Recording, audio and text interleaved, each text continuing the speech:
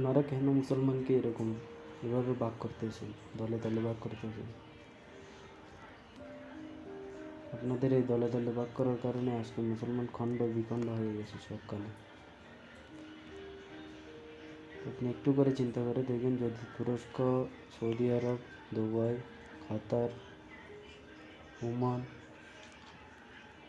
Hamas, Hezbollah যদি এগুলো একসাথে থাকতো, তাহলে আমরা কত কত শক্তিশালী একটা দল পেতাম, কত শক্তিশালী একটা শক্তি পেতাম। এগুলোর মাঝখানে আর কোনো পরাশক্তি কি আমাদেরকে ধ্বংস করতে পারতো?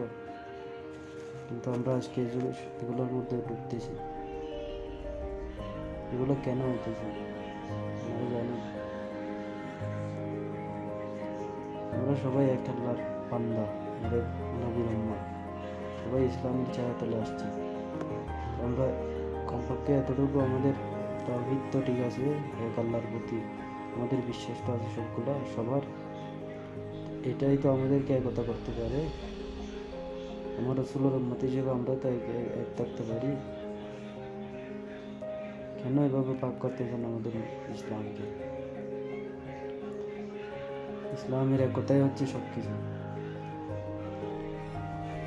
মক্কা বিজয়ের জন্য কোনো যুদ্ধের প্রয়োজন হয়নি, কারণ 1,00,000 সাহাবী যখন দাঁড়িয়ে গিয়েছিল, তখন মক্কার কাফিরও তখন ভয় পেয়ে গিয়েছিল।